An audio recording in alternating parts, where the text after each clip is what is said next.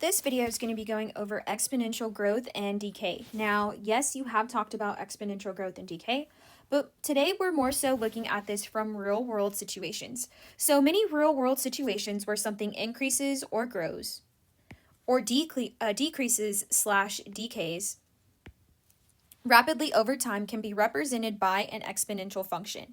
So again, we have two types. We have exponential growth and we have exponential decay.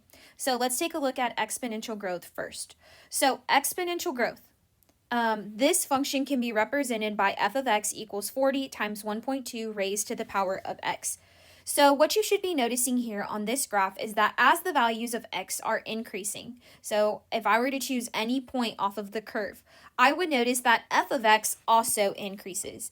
Now here, remember that f of x is the same thing as y.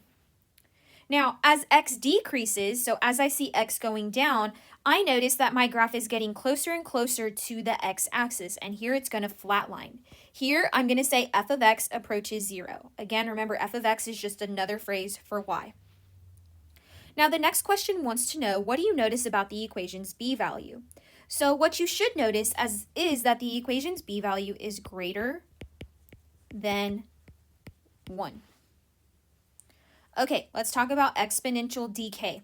So exponential decay, as the value of x is increasing, we should be noticing that g of x or y is decreasing as well.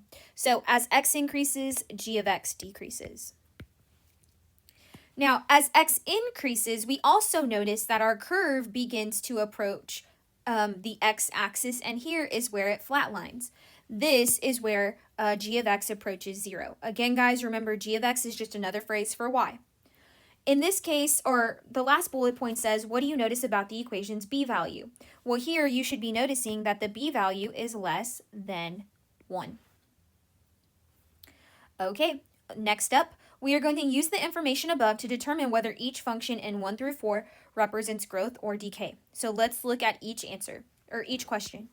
So number 1, we have m of x equals 1.25 raised to the power of x. Now, if this is in the form of y equals a times b raised to the power of x, guys, here remember that the value of a is 1 and the value of b is 1.25. So here I am really concerned with looking at the b value. Here my b value is greater than 1, which means this would be an example of exponential growth. Number 2, we have h of x equals 4 times 3 raised to the power of x. Again, two things I want to find are a and b. A is 4, b is 3. If I take a look at 3, 3 is greater than 1, so this represents growth. Number 3, we have d of x equals 5 times 0.95 raised to the power of x. Again, I have the value of a and I have the value of b. The value of a is 5, the value of b is 0.95. Looking at the value of b is 0.95, which means that that's less than 1, which means that this would actually be an example of exponential decay. Number 4, k of x equals 3 over 2 raised to the power of x. Now guys, here remember, when a is missing, the value of a is understood to be 1. Remember, our exponent of x is always attached to the variable b, so the variable that's missing here is a. So here a is equal to 1 and b is equal to 3 over 2. So again, I am concerned with looking at the value of b. Now, what I tend to notice is that a lot of people assume that because it is a fraction, it is less than 1. However, notice how it is an improper fraction. The numerator is larger than the denominator. So when you simplify 3 over 2, you get back 1.5. So this equals 1.5. And that is definitely greater than 1, which means that this would represent exponential growth. Okay, now that we have looked at the front cover, let's go ahead and look at the inside of our notes. So looking at the inside of our notes, it says exponential growth or decay functions increase or decreased by a fixed rate or percent at regular intervals. To write an exponential growth or decay function, we can use the formulas given below. So for exponential growth, we have the formula y equals a, parentheses 1 plus r raised to the power of x. And for exponential decay, we have y equals a, parentheses 1 minus r raised to the power of x. Now, I want us to take a second to pause, and I want to point something out to you. So when I compare this to the formula we have been discussing, which is y equals A times B raised to the power of X. The only thing, or what has changed for this problem, is that in place of B is my common ratio. What B is equivalent to is 1 plus our growth rate or 1 minus our growth rate. And guys, there are keywords within these problems that indicate to us which formula to use. Now, I want to take another second to pause. And I want to point out to you that this formula is actually not new to you at all. You have used this formula before in 8th grade when you talked about interest. Remember the formula A equals P, parentheses 1 plus R raised to the power of T? That is this exponential growth and decay formula. I've just swapped out the variables. P, remember, stood for your principal amount. R stood for your rate, and T stands for time. This is no different, but I actually used to make my students do it this way. However, I feel like these formulas that we are going to use are a lot easier than the interest formula that you used in 8th grade. And the reason why I think they're a bit more easier to follow is just because your brain is seeing that the only difference between our original formula and the exponential growth and decay formula is now that B is either 1 plus R or 1 minus R. So anyways, let's go ahead and identify the values. So A is the initial value. R is the rate. And guys, your rate has to be in the form of a decimal. And X is time. And this can either be represented by the variable X or the variable T. Okay, let's go ahead and move on. So we are going to use our knowledge of exponential growth and decay functions to answer 5 through 9. So number 5 says, in 2000, there were 15 employees at a startup tech company. The number of employees increased 35% per year after 2000. Write a function representing the number of employees at the company X years since 2000. So first thing I want to go ahead and do is identify a key phrase within the problem that lets us know which formula to use. And in this case, that is going to be the word increased. Increased lets us know that this is an example of exponential growth. So the formula I'm going to use is y equals a, parentheses 1 plus r raised to the power of x. Next thing I need to do is identify my variables. So to identify my variables, remember A is the initial amount. The initial number of employees was 15 employees. Next, I want to find my rate. 35% is my rate. So I'm going to go ahead and put 35% for R. However, I want you to remember that this has to be as a decimal. So if you ever had Miss Reinhardt in middle school, she used to use the phrase Dr. Pepper baby butt. And so what that helps you remember is that if you are going from a percent to a decimal, you are going to move your decimal place 2 times to the left. Now, when you look at 35%, you might be thinking, well, I don't see a decimal place. Well, remember, you had to think of the phrase out of sight and to the right. So here, I'm going to place my decimal to the right side of 5. And I'm going to move my decimal 2 places to the left. So here, I end up with 0.35. So now I'm going to take the values of A and R, and I'm going to plug them into the formula. So I have y equals A, which is 15, times 1 plus my rate, which is 0.35, raised to the power of x. Now I simplify what's inside the parentheses. Y equals 15 times 1.35 raised to the power of x. Okay, number 6. In 2009, Josh paid $29,500 for his car. The value of his car depreciates by approximately 18% each year. Write a function representing the value of the car X years since 2000. So first things first, identify a key phrase that lets us know what formula to use. And in this case, that is going to be the word depreciates. So depreciates means I am going down. So that means that I must be using the exponential decay formula, which is y equals a, parentheses 1 minus r raised to the power of x. Next up, identify your variables. Our initial value was 29,500. And our ratio was 18%. However, remember, this has to be in the form of a decimal. So 18% as a decimal is 0.18. Next step, plug this into the formula. We have y equals 29,500 times 1 minus 0.18 raised to the power of x. Simplify what's inside the parentheses. 1 minus 0.18 is going to give us 0.82 raised to the power of x. Okay, next step, number 7, says, at the beginning of the winter season, Jordan's firewood stack held 4,000 pounds of firewood. The weight of firewood decreases by 7.5% each week. Write a function to represent the weight of firewood remaining after X weeks after the start of the winter season. So first things first, I want you to identify a key word that indicates to us whether this is an example of growth or decay. And that word is going to be decreases.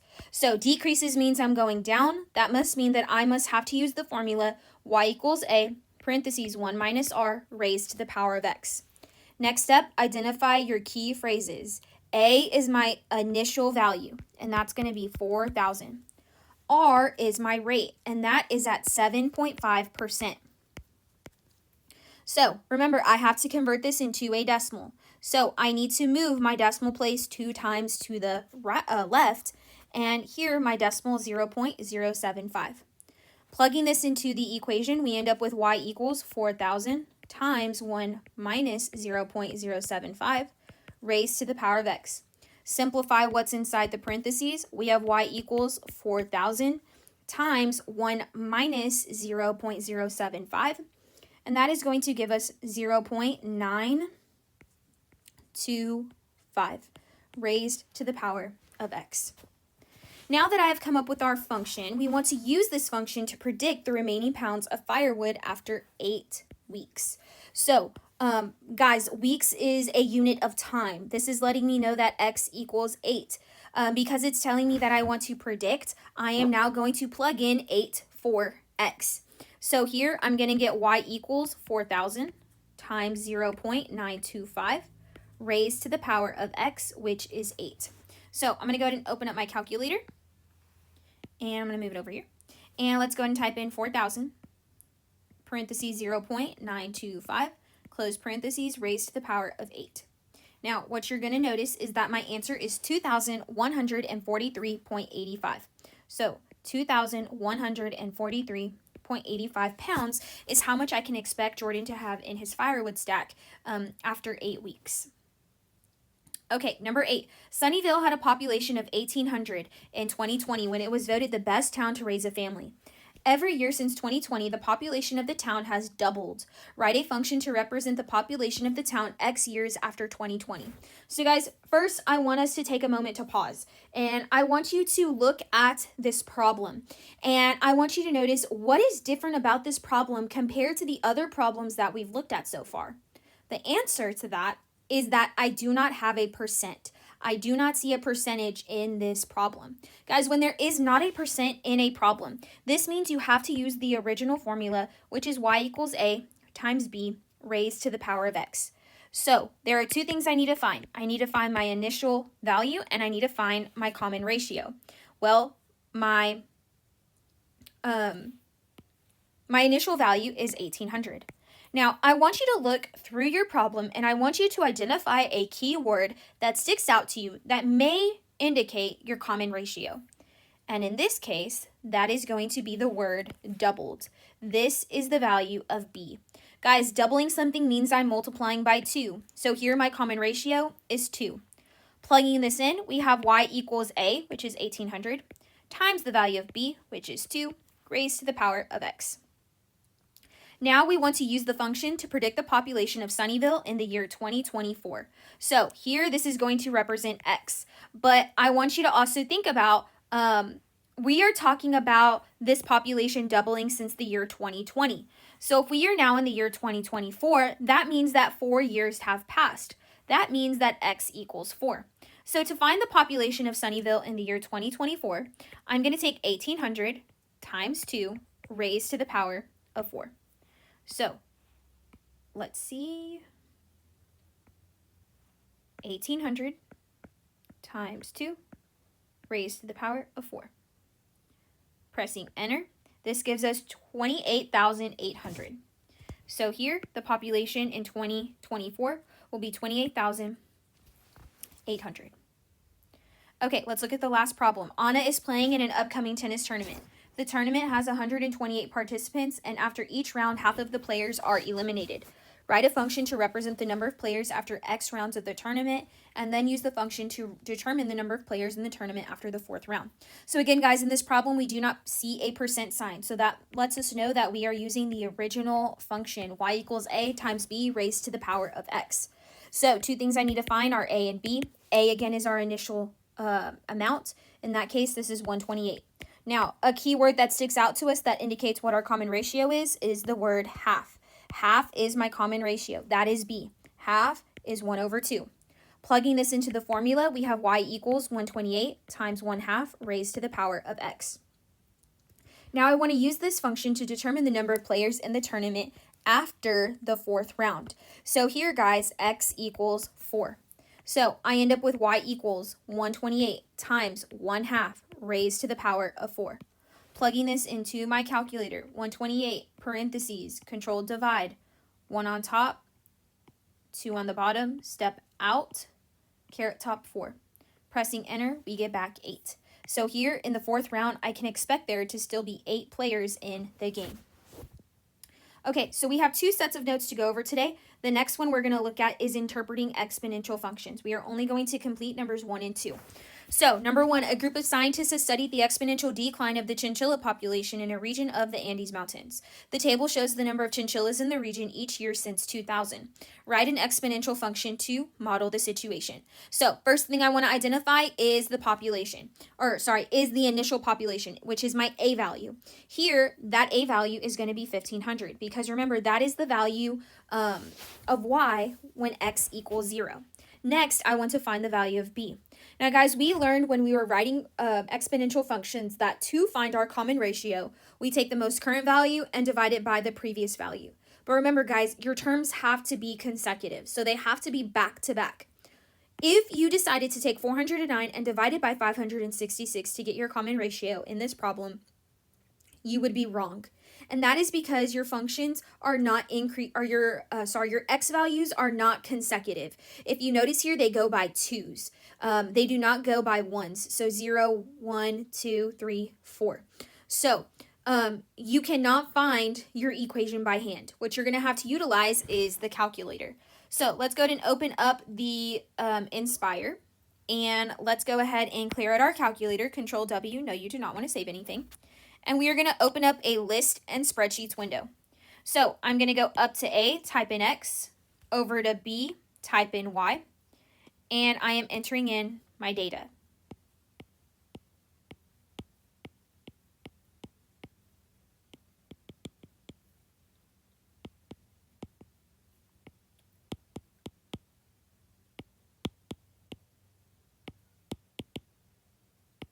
Now, remember the command in list and spreadsheets to find the equation of an exponential function is menu for 1A. X goes in your X list, Y goes in your Y list. Press the enter button 2 times. Here you get back an A value of 1,499.94 and a B value of 0.85. Now, guys, we've already discussed how our A value is 1,500. I know that your calculator or list in spreadsheets tells you it's 1,499.94. However, our table tells us that is the value when x equals 0, so we are going to stick to 1,500 for A.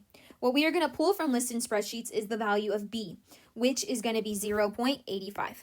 So 0.85 is the value of B. Now, to find our equation, remember that is y equals a times b raised to the power of x. This is going to be y equals 1,500 times 0.85 raised to the power of x.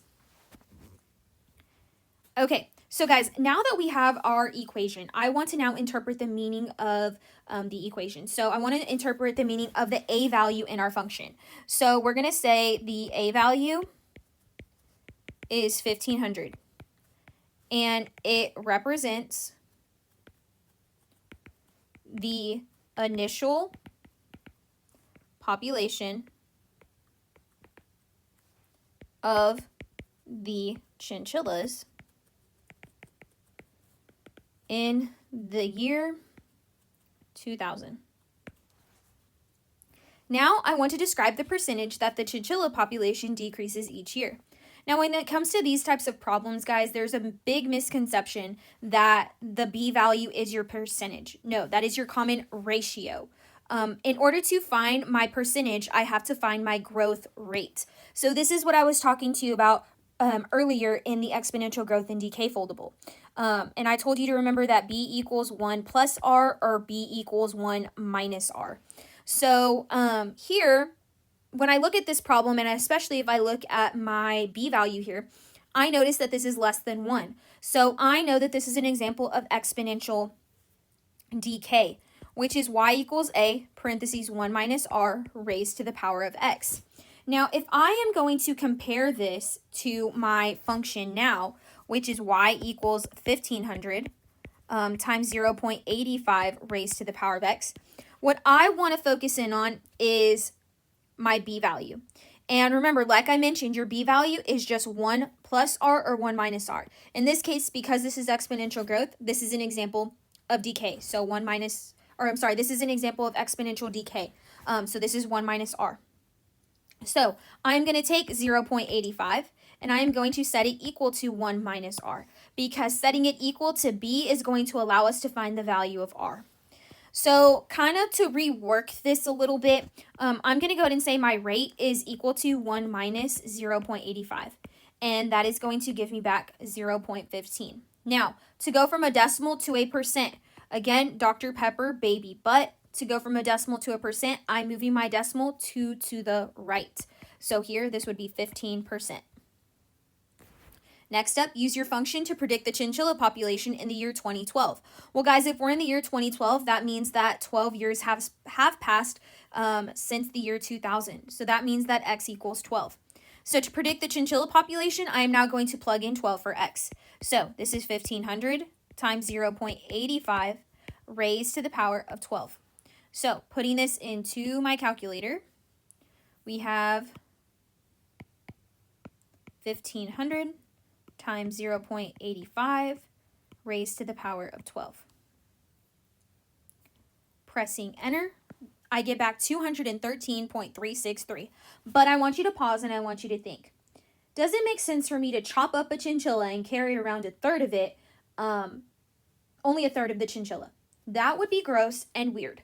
So when it comes to these real life objects, guys, you have to round down. I'm not going to carry around a third of a chinchilla. I'm going to say that the population here is going to be 213 chinchillas. Okay, so that's going to be number 1. Let's look at number 2. So number 2 is a graph. Number 2 says TJ posted a video of himself doing basketball trick shots. The number of views the video received each day since posting grew at an exponential rate as shown on the graph. The graph can be modeled by the equation f of x equals 10,000 times 1.5 raised to the power of x. Using the equation above, answer the following questions. So first, how many views did TJ receive the day he initially posted the video? So if I am using the equation, my A value is 10,000. I had a lot of people tell me 10 from the graph, but remember, this is views in thousands. So here, my A value is 10,000. Next up, about what percentage is the number of views increasing each day? So guys, I want to find the value of R, and I can find the value of R by looking at the value of B. The value of B is greater than 1, which lets me know that this is an example of exponential growth. So y equals a, 1 plus r, y equals a times 1 plus r raised to the power of x. Here I'm comparing 1.5 to 1 plus r. So I'm going to say 1.5 equals 1 plus r. I'm going to subtract 1 to both sides, and I end up with r equals 0.5. Going from a decimal to a percent, 0.5 is going to be 50%. According to the graph, TJ thinks that the video receives 5,000 additional views each day. Is he correct? So guys, from day 0 to day 1, he went from 10,000 to 15,000. That definitely is 5,000 views.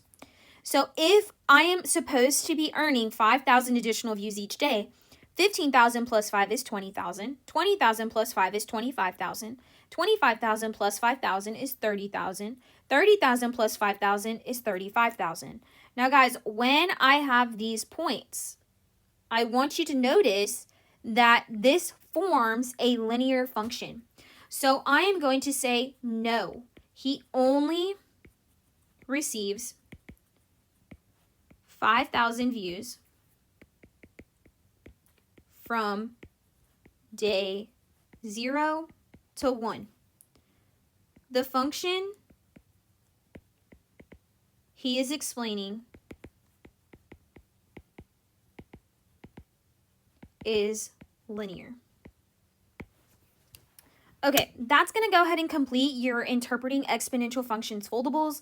We are not going to do number 3, so that is all of your notes for today.